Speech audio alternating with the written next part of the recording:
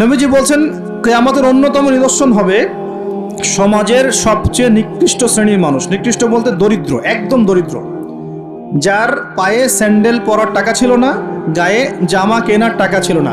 হুফাতাল উরাতাল আলাতা রিয়াশাই, রাখাল, রাখাল রিয়াশাই মানে রাখাল, একদম রাখাল শ্রেণীর মানুষ। এরা কি করবে? ইয়াতাতাওয়ালুনা ফিল বুনিয়ান, এরা উঁচু উঁচু বিল্ডিং নির্মাণ করবে না, বরং উঁচু উঁচু বিল্ডিং নির্মাণের প্রতিযোগিতা করবে। কি করবে? এখানে নির্মাণ করা অর্থ, ইয়াতাতাওয়ালুনা মানে কিন্তু বানানো না, মানে কি করা? কম্পিটিশন করা, প্রতিযোগিতা। আপনার 10 তলা, আমার 11, আপনার 12, আমার 13, আপনার 15, আমার 20। এই যে ইয়াতাতাওয়ালুনা ফিল বুনিয়ান, এই যুগটা চলছে না এখন? এই যুগটা কি 200-300 বছর আগে ছিল? তাহলে বুঝতে পারছি না সময় কাছাকাছি। এটা বোঝার জন্য কি পিএইচডি করার দরকার আছে? চোখ কান খুললেই তো দেখা যায়। ইয়াতাতাওয়ালুনা ফিল বুনিয়ান, কারা করবে? ধনীরা না, ধনীরা প্রতিযোগিতা করবে না, বলা হচ্ছে একদম দরিদ্র মানুষরা প্রতিযোগিতা করবে। এখন উত্তর দেন তো দেখি, কিভাবে গরিব মানুষ এরকম বিল্ডিং নির্মাণের প্রতিযোগিতা করতে পারে? হ্যাঁ, সুদ খাইলে। আরেকটা হচ্ছে অন্যের সম্পদ আত্মসাৎ করতে পারলে। এই দুইটা অপশন, হয় সুদ খাবে অথবা অন্যের সম্পদ গ্রাস করবে। মানে 1 নাম্বার পদ্ধতিতে করা সম্ভব না, 2 নম্বরে করতে হবে। ঠিক আছে? আরেকটা অপশন হচ্ছে যদি গুপ্তধন পান, যদি মাটি থেকে গুপ্তধন বের হয়। হ্যাঁ, গুপ্তধনও বের হয় তো, আল্লাহ পাক তো ধন দিয়েছেন মুসলিমদেরকে, দেন নাই? ওই যে মধ্যপ্রাচ্যের কান্ট্রিগুলো দেখবেন, আজকে থেকে 60-70 বছর আগে তাদের অবস্থা দেখবেন, তারা বেদুইনের মতো জীবনযাপন করতো। তারপরে 60-70 বছর হলো যে পেট্রোলিয়াম বের হয়েছে, ব্ল্যাক গোল্ড, যেটাকে আমরা বলি ব্ল্যাক অয়েল, ব্ল্যাক গোল্ড। মানে এই পৃথিবীতে সোনা দিয়ে এখন এক্সচেঞ্জ করা যায় না, এই পৃথিবীতে পেট্রোলিয়াম দিয়ে এক্সচেঞ্জ করা হয় ডলারের সাথে। এটাকে বলা হয় petro dollar monetary system, petrol এবং ডলার। তো এই পেট্রোলিয়ামটা হচ্ছে এখনকার গোল্ডের মতো দামি জিনিস। এটা যখন থেকে তারা পেয়েছে, তারপর থেকে দেখেন বিল্ডিং কারো 50, কারো 60, কারো 100, কারো চলছে, হচ্ছে না? অথচ আজকে থেকে 50 বছর আগেও অবস্থা এমন ছিল না। ইয়াতাতাওয়ালুনা ফিল বুনিয়ান, আর কি বাকি আছে কিয়ামতের আলামত বলেন? আর কি বলবো? এই দুটোর মধ্যেই সব পড়ে যাবে। এবার এই ব্যক্তি উঠলেন, কোন ব্যক্তি? ওই যে জিবরাইল আলাইহিস সালাম এবার উঠে চলে যাচ্ছেন, আর সবাই চুপচাপ বসে আছেন। মানে অনেক সময় হয় না, খুব চুপ করে সব বসে থাকে, সাইলেন্স, পিন ড্রপ সাইলেন্স। এবার নবী সাল্লাল্লাহু আলাইহি ওয়াসাল্লাম নিজে বলছেন, ইয়া ওমর, হে ওমর, আতাদরি মানিস সাইল, তুমি কি জানো এই ব্যক্তি কে যে প্রশ্ন করলো, কে চলে গেল প্রশ্ন করে? তখন নবীজিকে ওমর রাদিয়াল্লাহু আনহু বলছেন, আল্লাহু ওয়া রাসূলুহু আ'লাম, আল্লাহ এবং তার রাসূলই ভালো জানেন এই ব্যক্তিকে। নবীজি বলছেন, ইন্নাহু জিবরিল, এই ব্যক্তি হচ্ছে জিবরাইল আলাইহিস সালাম। সুবহানাল্লাহ। আতাকুম ইউআল্লিমুকুম দীনাকুম, তিনি এসেছিলেন তোমাদেরকে তোমাদের দিন ইসলাম শেখাতে। তিনি এসেছিলেন তোমাদেরকে তোমাদের দিন শেখাতে। কেন আসছেন তাহলে? দিন শেখাতে। তাহলে দিনের প্রশ্ন কয়টা বের হলো? ইসলাম কাকে বলে, ঈমান কাকে বলে, ইহসান কাকে বলে, কিয়ামত কবে হবে। তাহলে দিনের পড়াশোনার মধ্যে কিয়ামতের আলামতগুলো পড়তে হবে না? এটা 25% হলো না? নবীজি বলে দিলেন আমি তো জানি না কবে কিয়ামত হবে, আবার প্রশ্ন করলেন তাহলে আলামত বলেন। কেন? কারণ সচেতনতা। এখান থেকে আমাদের টপিক কোনটা? এই যে মুমিন পেয়েছেন, মুমিনের সংজ্ঞা কয়টা পিলারে বিশ্বাস করতে হবে? পিলারগুলো বলেন। আল্লাহ বিশ্বাস 1, 2 নাম্বার ফেরেশতা মণ্ডলীতে বিশ্বাস, 3 নাম্বার আসমানি কিতাব সমূহে বিশ্বাস, 4 নাম্বার নবী রাসূলগণে বিশ্বাস, 5 পরকালের জীবনে বিশ্বাস, আর 6 তাকদীর ভাগ্যের ভালো মন্দে বিশ্বাস। এই 6টা কি গায়েব কি না? এখন একটু বোঝেন বর্তমান বিশ্বের সাথে আমাদের সংঘর্ষ কোথায়, একটু বোঝেন। এবার আমরা ইমানদার হতে হলে এই 6টা বিষয় বিশ্বাস করতেই হবে, না হলে কেউ মুমিন হতে পারবে না। আর এই 6টা বিষয় কি চোখে দেখা যায়, স্পর্শ করা যায়, পরীক্ষাগারে পরীক্ষা করা যায়, কোনো যুক্তি বিজ্ঞান দর্শন দিয়ে কোনো সিদ্ধান্তে আসা যায়? যায় না। আমরা এগুলো বিশ্বাস করি আল্লাহর ওহীর জ্ঞানের আলোকে। কিসের আলোকে? আল্লাহ পাক বলেছেন, রাসূল বলেছেন, বাস বিশ্বাস করি। এখানে আমরা কোনো যুক্তি বিজ্ঞান দর্শনের ধারি না দাঁড়িয়ে।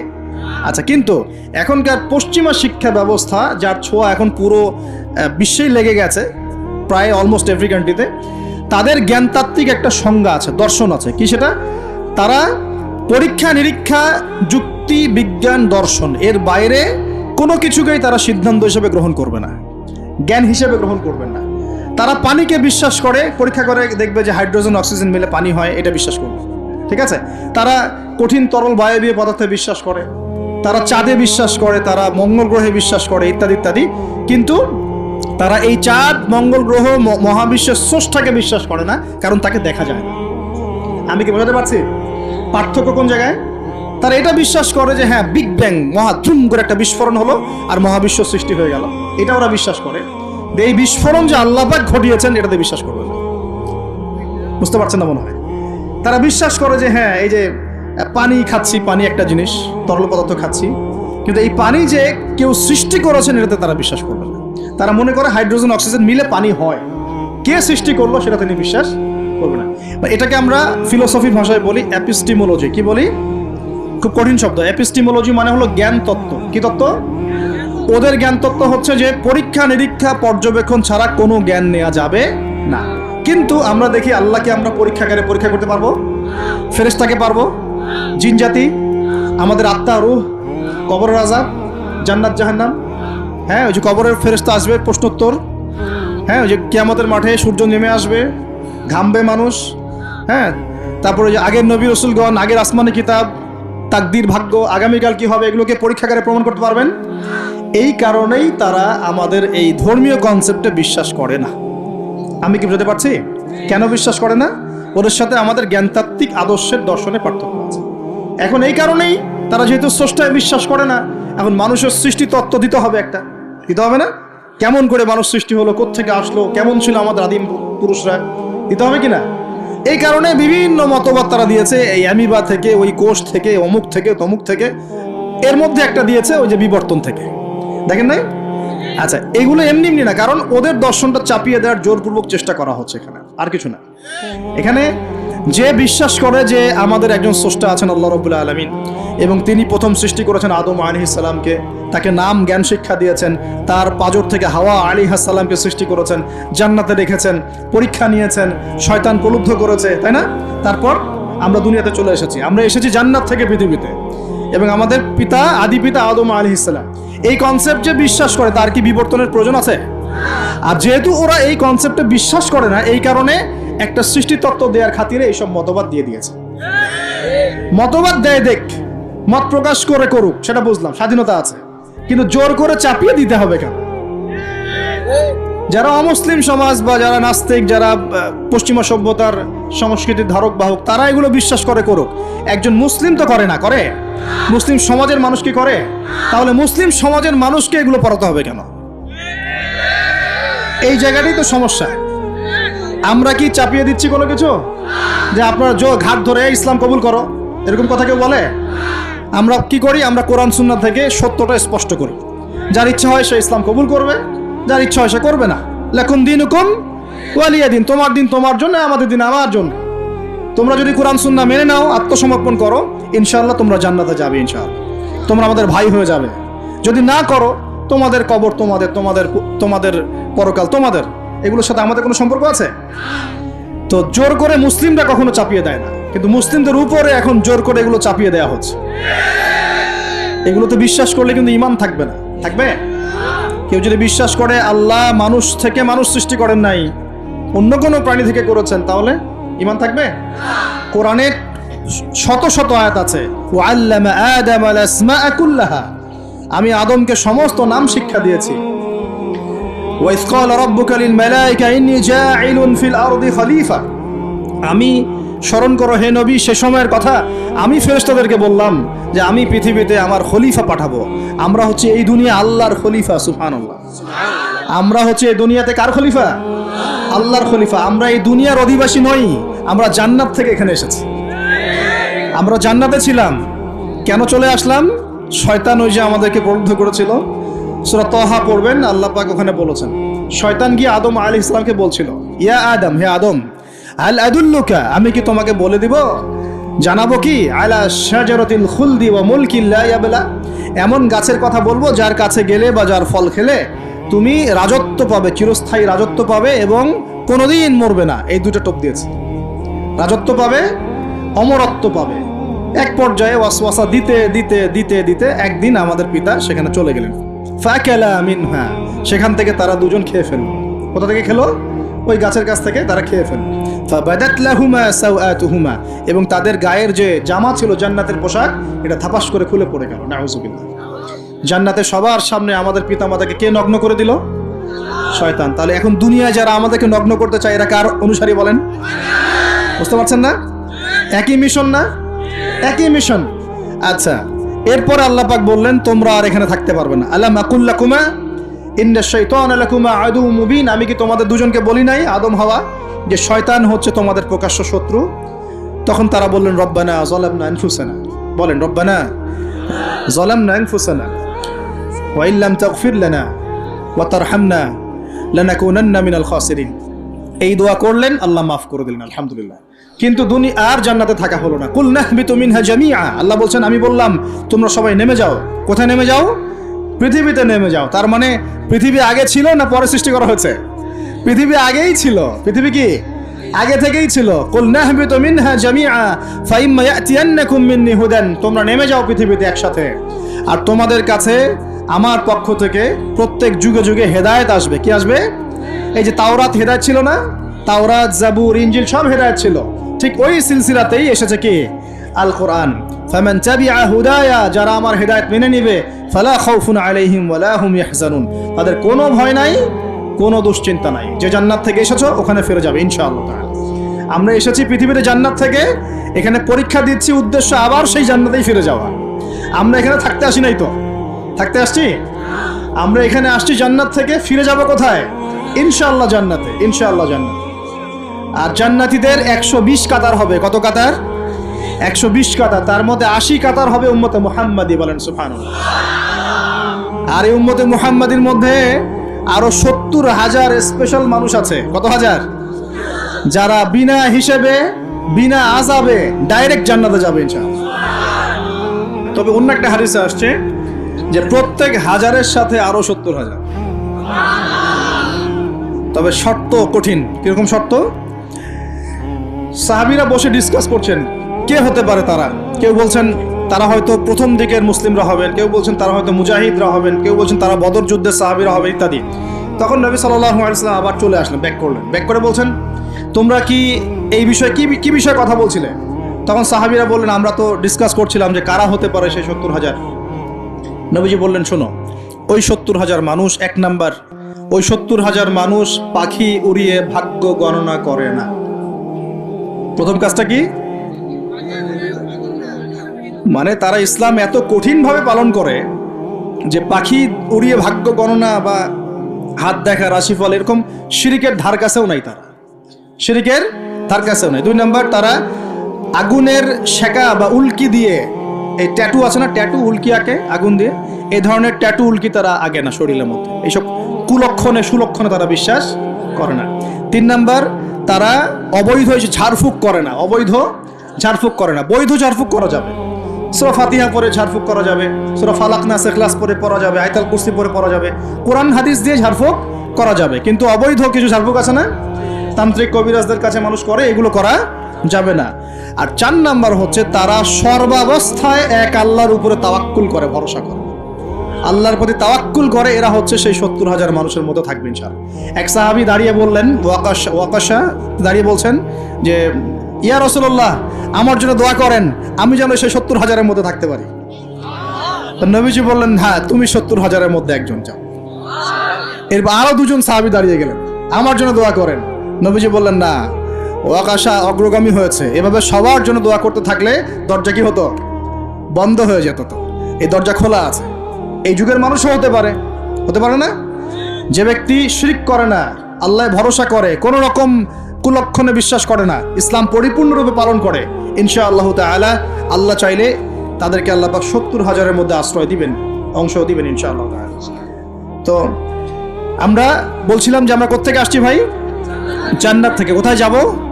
ইনশাআল্লাহ। এর মাঝখানে শয়তানের পথ রয়েছে কিছু, শয়তানের ফিতনা। কি ফিতনা? শয়তান চায়, শয়তান কিন্তু ওয়াদা করে আসছে, চ্যালেঞ্জ করে আসছে আল্লাহর কাছে। কি করছে? চ্যালেঞ্জ। শয়তান কি চ্যালেঞ্জ করছে জানেন? শয়তান চ্যালেঞ্জ করছে যে রব্বি, শয়তান বলছে রব্বি মানে হে আমার রব। শয়তান কিন্তু আস্তিক, শয়তান কিন্তু আস্তিক, শয়তান কিন্তু আল্লাহকে বিশ্বাস করে।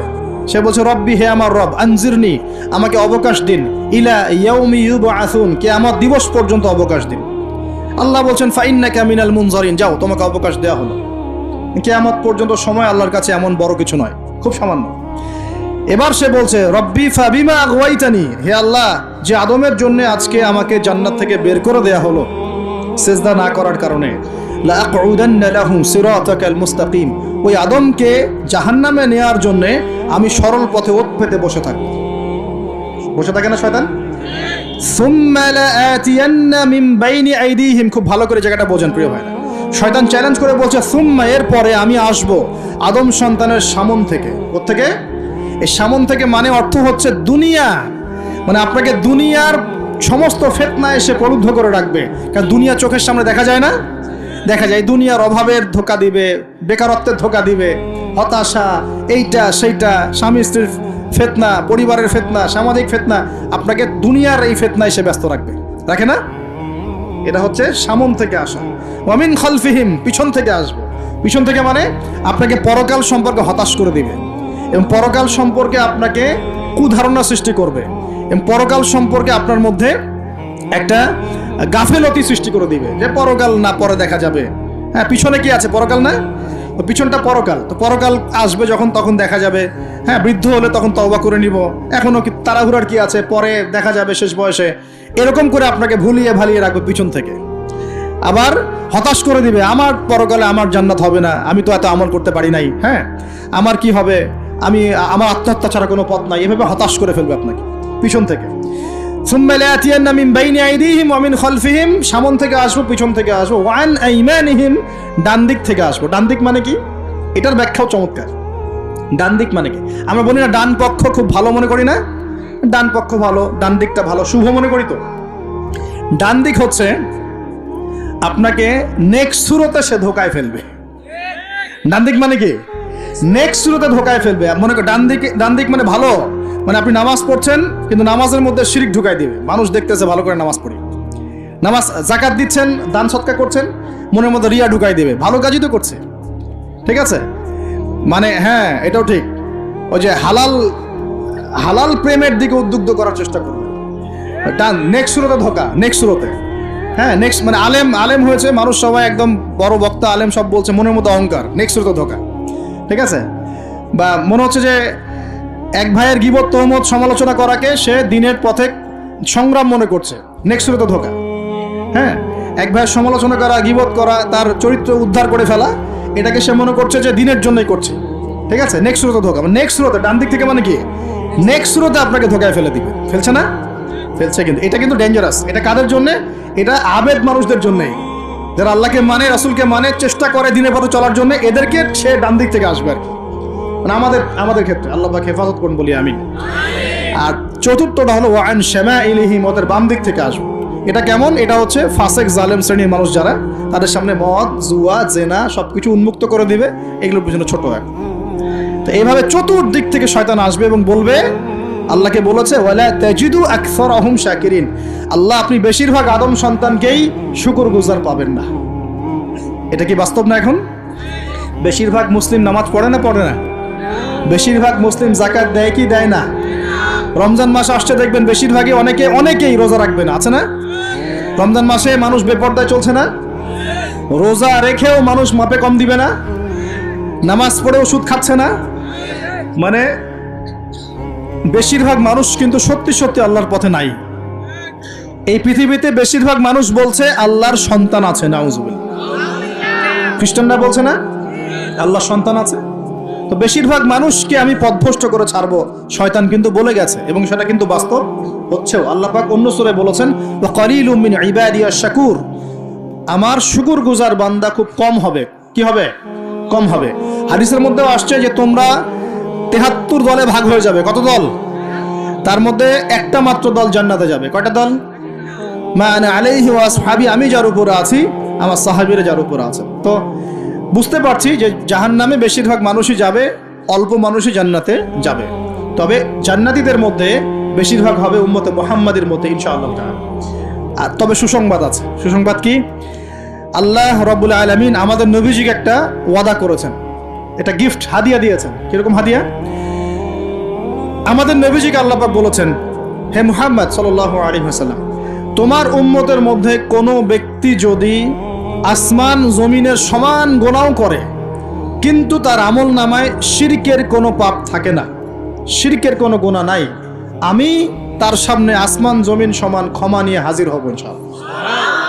মানে যে ব্যক্তি লা ইলাহা ইল্লাল্লাহ মন থেকে পড়েছে, আমল করার চেষ্টা করেছে, শিরক থেকে বেঁচে থাকার চেষ্টা করেছে, ইনশাআল্লাহ একদিন না একদিন সে জান্নাতে যাবেই যাবে ইনশাআল্লাহ। এটা তো খুশির কথা আমাদের জন্য। আল্লাহ পাক আমাদেরকে তাওহীদপন্থী বানাক এবং শিরক থেকে বাঁচিয়ে রাখুন, দোয়া করি। এখন মুমিনের সংজ্ঞা তো বুঝলেন, এই সমস্ত গায়েবে আমরা বিশ্বাস করি বলেই আমরা কি মুমিন। এই মুমিনদেরকে আল্লাহ পাক বলছেন ইত্তাকুল্লাহ, তোমরা আল্লাহকে ভয় করো। কি করো? আর মুমিন হলেই মুত্তাকি হওয়া যাচ্ছে না, মুমিনদেরকে আল্লাহ পাক বলছেন যে আল্লাহকে ভয় করো। আল্লাহকে ভয় করার মানে কি? এক কথায় আমি একটা অ্যান্সার দিচ্ছি। সূরা হাশরে চলে যান। কোন সূরা? সূরা হাশর। এই সূরার 7 নম্বর আয়াত। কত নম্বর? আল্লাহ পাক বলছেন ওয়ামা আতাকুমুর রাসূলু ফাখুযুহু, রাসূলুল্লাহ সাল্লাল্লাহু আলাইহি ওয়াসাল্লাম তোমাদেরকে যা যা দিয়েছেন সব গ্রহণ করে নাও।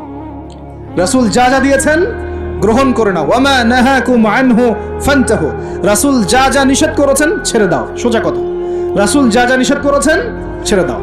এই একটা মূলনীতি মেনে চলতে পারলেই মানুষ মুত্তাকি হয়ে যাবে ইনশাআল্লাহ। এত বেশি কথার দরকার নাই। এই একটা মূলনীতি যে রাসূল যা যা দিয়েছেন নিয়ে নাও, রাসূল যা থেকে নিষেধ করেছেন ছেড়ে দাও, ইনশাআল্লাহ তোমরা সফল হয়ে যাবে, মুত্তাকি হয়ে যাবে। রাসূল কি দিয়েছেন একটু গুছাই দিই আপনাকে। এই যে ঘুমাবো আমরা, আচ্ছা শুরু করি আপনার চেহারা। রাসূল কি আমাদেরকে ক্লিন শেভ চেহারা দিয়েছেন? হ্যাঁ, আজকে এক ভাই আমাকে টেক্সট করলো, কোথায় জানি বাংলাদেশের বাধ্যতামূলক করা হয়েছে একটা প্রতিষ্ঠানে ভর্তি হতে হলে ক্লিন শেভ করতে হবে। তো চিন্তা করেন কিভাবে ফোর্স করা হচ্ছে। এভাবে তো বলতে পারতেন যে যার ইচ্ছা হয় সে শেভ করবে, যার ইচ্ছা হয় সে দাড়ি রাখবে। এটা চাপিয়ে দেওয়া হলো না? হলো, এটা চাপিয়ে দেওয়া হলো না। আমরা যদি বলি যার ইচ্ছা হয় সে শেভ করবে, যার ইচ্ছা হয় সে দাড়ি রাখবে, এটা কি চাপিয়ে দেওয়া হলো? এটা কি দাড়ি রাখা চাপিয়ে দিলাম? কিন্তু তারা বলছে দাড়ি শেভ না করলে ভর্তি হওয়া যাবে না। চাপিয়ে দিল না? ধ্বংস হোক এদের। কি হোক এদের? ধ্বংস হোক। আল্লাহ পাক ধ্বংস করুক এদেরকে, যারা নবীর সুন্নতকে এভাবে জবাই করে এদেরকে ধ্বংস করুক আল্লাহ। একটা মানুষ একা একা করে একটা জিনিস, একা একা সে করে, একা একা সে নিজের আমল মনে করে, তার কাছে মনে হয়, সে মনে করে হ্যাঁ এটা একটা গুনার কাজ করছি, এক সময় ছেড়ে দিব ইনশাআল্লাহ। মনে করেন এমন মানুষ, এদেরকে আল্লাহ পাক মাফ করে দিবেন ইনশাআল্লাহ। এই মানুষগুলোকে আল্লাহ মাফ করে দিবেন ইনশাআল্লাহ। আমি আল্লাহকে চিনি, আমার কাছে মনে হয় আমি আল্লাহকে চিনি। একজন মানুষ মনে করে একটা শেভ করতেছে, কিন্তু তার মনে হয় যে না আসলে শেভ করাটা খারাপ কাজ, এটা খারাপ কাজ, এটা আসলে আমি বাধ্য হয়ে করছি বা করতে হচ্ছে, ইনশাআল্লাহ আমি আর একটু বড় হলে ছেড়ে দিব, ইনশাআল্লাহ আল্লাহ চাইলে তাকে মাফ করে দিবেন ইনশাআল্লাহ। আর একজন এটাকে করতে বাধ্য করছে, না এটা করতেই হবে, রাখা যাবে না সুন্নাত, এটা কাটতে হবে, শেভ করতে হবে, এ মাফ পাবে না ইনশাআল্লাহ ইল্লা মাশাআল্লাহ, ইল্লা মাশাআল্লাহ। তো চাপিয়ে দেওয়া খুব খারাপ জিনিস। কেন চাপিয়ে দিবেন আপনি? কেন চাপিয়ে দিবেন? আর একজন পুরুষের সৌন্দর্যই তো হচ্ছে দাড়ি। আমি তো আফসোস করি যে দাড়ি নাই চেহারায়, কত আফসোস করি যে মানুষ, আপনাদের দাড়ি দেখলে আমার হিংসা হয়, ঈর্ষা হয়। এটা ঈর্ষা, হিংসা না, এটা কি ঈর্ষা। গাল ভর্তি দাড়ি থাকবে দেখে কত চমৎকার লাগে, মাশাআল্লাহ। আমাদের নবী সাল্লাল্লাহু আলাইহি ওয়াসাল্লামের চেয়ে কোনো হ্যান্ডসাম পুরুষ আছে? ছিল কখনো? নবী সাল্লাল্লাহু আলাইহি ওয়াসাল্লামের দাড়িগুলো এত সুন্দর ছিল, দাড়ি দিয়ে খুশবু বের হতো, সুবহানাল্লাহ। এমনিতেই দাড়িতে মেহেদি না দিয়েই দাড়ি একটু ব্রাউন রঙের দাড়ি ছিল, মেহেদি দেওয়া লাগতো না, এমনি ব্রাউন কালার দাড়ি। বুঝতে পারছেন না? অনেক টকটকা ফর্সা মানুষ ছিলেন তিনি। আমাদের একদম উপর লেভেল থেকে শুরু করে বাথরুমের টয়লেট পর্যন্ত সব এখন পশ্চিমা কালচারে চলছে। কোন জায়গায় এমন টয়লেট দেখা যায় যে দাঁড়ায়ও পেশাব করার বুদ্ধি নেই, দেখেন নাই মনে হয়? একটা তো ইস্তেঞ্জা করতে হয় বা পায়ে ভর দিয়ে। কোন পায়ে? এখন এই যে ইংলিশ কমোডে আপনি বা পায়ে ভর দিয়ে কেমনে করবেন বলেন দেখি, কিভাবে সুযোগ আছে? আর পাবলিক টয়লেট যদি হয় তাহলে ওটাতে বসলে কাপড় এগুলো পাক থাকবে, ওটাতে নামাজ হবে? চিন্তা করেন তো, এটা সূচিবায়ু হয় না? আচ্ছা, সব জায়গায় পশ্চিমা সভ্যতা ঢুকে গেছে এখন, সব জায়গায়, বাথরুম থেকে শুরু করে একদম ওই বিশ্ব পরিচালনা পর্যন্ত সব ওদের শূন্যতা চলছে। আর কিছু দেখলাম যে এরকম কিছু বোল বা বাটির মতো রেখে দিয়েছে, ওখানে দাঁড়ায় ধরে করতে হবে। হ্যাঁ, এখন দেখা যায় কোনো মানুষের হাইট 6 ফুট, কোনো মানুষের 5 ফুট, কোনো মানুষের 4 ফুট। এখন যদি ম্যাচ না করে আমি কি করবে? পাপ যদি ঠিক না হয় কি করবে? চিন্তা, এগুলো দেখেন নাই মনে হয়? দেখবেন, ঘুরতে থাকেন। আল্লাহ পাক কি বলেছেন? সিরু ফিল আরদ, জমিনে বিচরণ করো, ঘোরো, জমিন ঘুরে দেখো, ফানজুর, দেখো কাইফা কানা আকিবাতুল মুকাদ্দিবিন, আল্লাহর বিধান যারা অস্বীকার করেছে ওদের কি পরিণতি হয়েছে দেখো। ঘুরতে বলেছেন আল্লাহ পাক। তো দেখেন আমাদের সব সুন্নতগুলো কেন জানি আস্তে আস্তে ওইদিকে চলে যাচ্ছে। আল্লাহ পাক বাঁচাক আমাদেরকে। চেহারা থেকে শুরু হবে, আপনার কথাবার্তা, আপনার চাল চলন, আপনার আকীদা, পোশাক পরিচ্ছদ, বাথরুম, পরিবার, আপনার ব্যবসা, আপনার ইবাদত, জিকির আজগার, তাসবিহ তাহলিল, সমাজ পরিচালনা এবং রাষ্ট্র পরিচালনা পর্যন্ত প্রত্যেকটা কাজ নবী সাল্লাল্লাহু আলাইহি ওয়াসাল্লামের সুন্নত মতো করার পাক্কা নিয়াত করতে হবে। কতটুকু পারি না পারি আল্লাহ দেখবেন, কিন্তু চেষ্টা করতে হবে ইনশাআল্লাহ। ব্যক্তি পর্যায়ে তো পারবো নাকি? এখানে তো আমাকে কেউ ফোর্স করবে না, করবে?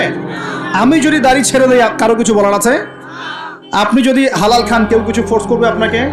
আপনি নামাজ ঠিক মতো পড়েন, রোজা রাখেন, তাসবিহ তাহলিল করেন, জিকির আজগার করেন, আপনার পরিবারে পর্দা কায়েম করেন, কেউ কি ফোর্স করবে আপনাকে? উপরের লেভেলে হয়তো আমরা ইম্পোজ করার ক্ষমতা আমাদের নাই, ওটা পরে। আগে ব্যক্তি জীবন ঠিক করেন, আগে ব্যক্তি জীবন ঠিক করেন, পরিবার ঠিক করেন, আপনার অর্থনীতি ঠিক করেন। ইনশাআল্লাহ তাআলা আল্লাহ পাক আমাদেরকে প্রকৃত মুত্তাকি বানিয়ে দিবেন ইনশাআল্লাহ। আল্লাহ বলছেন প্রকৃত মুত্তাকি হও। কেমন করে আল্লাহকে ভয় করো? হাক্কা তুকাতি, ভয় করার মতো ভয় করো। ভয় করার মতো ভয় মানে কি? জীবনের কিছু অংশে ইসলাম পালন করব, বাকি অংশে করব না, এমন? নাকি জীবনের প্রত্যেকটা ক্ষেত্রে ইসলাম পালনের চেষ্টা করব? কোনটা? জীবনের প্রতিটা ক্ষেত্রে আল্লাহ পাক আমাদের সবাইকে ইসলাম পালন করার তৌফিক দান করুন। আল্লাহকে ভয় করো, ভয় করার মতো করে ভয় করো। আরেকটা কথা বলেছেন আল্লাহ পাক, ওয়ালা তামুতুন্না ইল্লা ওয়া আনতুম মুসলিমুন, পরিপূর্ণ মুসলিম না হয়ে মৃত্যুবরণ। পরিপূর্ণ মুসলিম কি জিনিস? যে ব্যক্তি বেপর্দায় চলে, এক মহিলা, আবার মাশাআল্লাহ নামাজও পড়ে, পরিপূর্ণ মুসলিম হলো কি? একজন ব্যক্তি 5 ওয়াক্ত নামাজি মাশাআল্লাহ, কিন্তু টেবিলের নিচ দিয়ে ঘুষ নিচ্ছে, পরিপূর্ণ মুসলিম হলো? একজন ভাই রোজাদার, মাশাআল্লাহ রোজা রেখেছেন, কিন্তু রোজা রেখে ব্যবসা করছেন, মাপে কম দিচ্ছেন, পরিপূর্ণ মুসলিম হলো? একজন যুবক আল্লাহর জন্য কাজ করছে মাশাআল্লাহ, আবার এদিকে হারাম সম্পর্কে লিপ্ত, পরিপূর্ণ মুসলিম হলো কি? পরিপূর্ণ মুসলিমের সংজ্ঞা বোঝানোর জন্য কোনো ব্যাখ্যার প্রয়োজন নাই। পরিপূর্ণ মুসলিম মানে উদখুলু ফিস সিলমি কাফা, তোমরা ইসলামের হুকুম আহকামকে পরিপূর্ণরূপে গ্রহণ করো, ইসলামে পরিপূর্ণরূপে প্রবেশ করো, বাস। এখন একসাথে কি সব আমল করা যায়? যায় না, কিন্তু চেষ্টা তো করা যায় নাকি? আমরা শুরু করি, আমরা চেষ্টা করি, ব্যক্তি পর্যায় থেকে শুরু করি, পরিবারটা ঠিক করার চেষ্টা করি, হালাল খাওয়ার চেষ্টা করি, ইবাদত বাড়িয়ে দেই, দিনের জ্ঞান অর্জন করি, ওলামায়ে কেরামের সোহবতে থাকি, আল্লাহর জিকির বাড়িয়ে দেই। ইনশাআল্লাহ তাআলা আল্লাহ পাক অনেক বড় জায়গায়ও নিয়ে যাবে ইনশাআল্লাহ তাআলা। আল্লাহ পাক আমাদের সবাইকে এই আয়াতটা বোঝার তৌফিক দান করুন। বলি আমাদের সবাইকে আল্লাহ পাক পরিপূর্ণ মুমিন হওয়ার তৌফিক দান করুন। ঈমানের 6 পিলারের উপর বিশ্বাস করার তৌফিক দান করুন। এটাকে মুখে স্বীকার করার তৌফিক দান করুন, কাজেও বাস্তবায়ন করার তৌফিক দান করুন। আল্লাহ পাক আমাদেরকে পরিপূর্ণ মুত্তাকি বানিয়ে দেন, আল্লাহকে ভয় করার মতো করার তৌফিক দান করেন, এবং পরিপূর্ণ মুসলিম হওয়ার তৌফিক আল্লাহ পাক দান করেন। তাহলে 2টা এক্সাম্পল দিয়ে আমি শেষ করব। পরিপূর্ণ মুসলিমের এক্সাম্পল আল্লাহ পাক দিয়েছেন ইব্রাহিম আলাইহিস সালামের মতো। কোথায়? ইব্রাহিম আলাইহিস সালামের স্ত্রীকে এবং সন্তানকে আল্লাহ পাক বলছেন রেখে আসো ওই মক্কার জনমানব শূন্য জায়গায়। ওই মক্কায় কোনো মানুষ ছিল? কোনো খাবার, কোনো পানি? ইব্রাহিম আলাইহিস সালাম কি বলেছিলেন আল্লাহ আমি কেন তাকে এখানে রেখে আসবো? কি যুক্তি এর পিছনে, কি লজিক, কি সায়েন্স? বলেছিলেন? নাকি আল্লাহ পাক বলেছেন বাস আমল করেছেন? সামি'না ওয়া আতা'না, শুনলাম মানলাম, শুনলাম মানলাম, শুনলাম মানলাম, এর নাম ইসলাম। কোনো প্রশ্ন করা যাবে না। প্রত্যেকটা প্রশ্নের উত্তর আছে ঠিকই, প্রতিটা প্রশ্নের উত্তর ঠিকই আছে, কিন্তু সব উত্তর বোঝার জ্ঞান আল্লাহ পাক আমাকে দেন নাই। নামাজ যে আল্লাহ পাক পড়তে বলেছেন, নামাজ পড়লে আমরা পরকালে জান্নাতে যাব ইনশাআল্লাহ, ইনশাআল্লাহ নামাজ পড়ার মধ্য দিয়ে আমাদের সমাজের ঐক্য হবে, ইত্যাদি অনেক ব্যাপার আছে। আপনার ফিজিক্যালও অনেক উপকার আছে, নামাজ পড়লে শারীরিক অনেক উপকারও আছে, কিন্তু সব কিছু তো আর ব্যাখ্যা করার প্রয়োজন নাই। আল্লাহ বলেছেন করো, নিশ্চয়ই এর মধ্যে কল্যাণ আছে, ব্যাস। আল্লাহ বলেছেন জাকাত দাও, জাকাত দিতে আল্লাহ বলেছেন দিতে হবে। এটা কেন দিব? আল্লাহ কি অন্যকে খাওয়াতে পারেন না? আমাকে খাওয়াতে হবে কিনা? এত যুক্তি তর্কের দরকার নাই। আল্লাহ পাক জাকাত দিতে বলেছেন, নিঃসন্দেহে এর পিছনে অর্থনৈতিক সমৃদ্ধি আছে। আল্লাহ বলেছেন রমজান মাসে রোজা রাখো, এটা এটা এটা রাখলে আধ্যাত্মিক অর্জন হবে, তাকওয়া অর্জন হবে। আমরা রমজান মাসে তারাবি পড়ি, ইবাদতের মৌসুম, কোরআন খতম দেই, আমরা জিকির করি, অন্যকে ইফতার করাই, জাকাত দেই, সদকাতুল ফিতর দেই, কত ইবাদত করি রমজান মাসে। আল্লাহ পাক করতে বলেছেন, এর পিছনে আরো অনেক কল্যাণ আছে, হয়তো আমরা জানি না।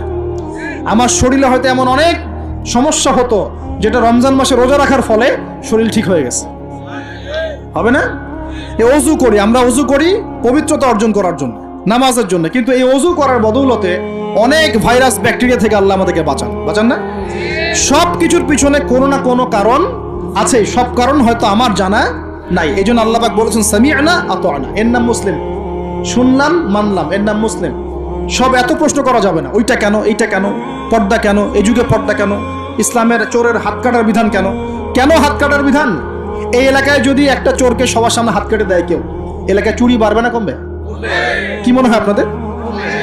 আর যদি তাকে বিভিন্ন ফাঁক করে বের করে দেন, ছেড়ে দেন, চুরি আরো বাড়বে না কমবে? আরো বাড়বে, আরো বাড়বে। ও দেখবে যে ধর্ষণ করলে কোনো শাস্তি নাই, আরো করবো। মদ খাইলে কোনো শাস্তি নেই, আরো খাবো। চুরি করলে কোনো শাস্তি হয় না, আরো করবো। বাস এই তো বাড়তেই আছে দিন দিন এগুলা।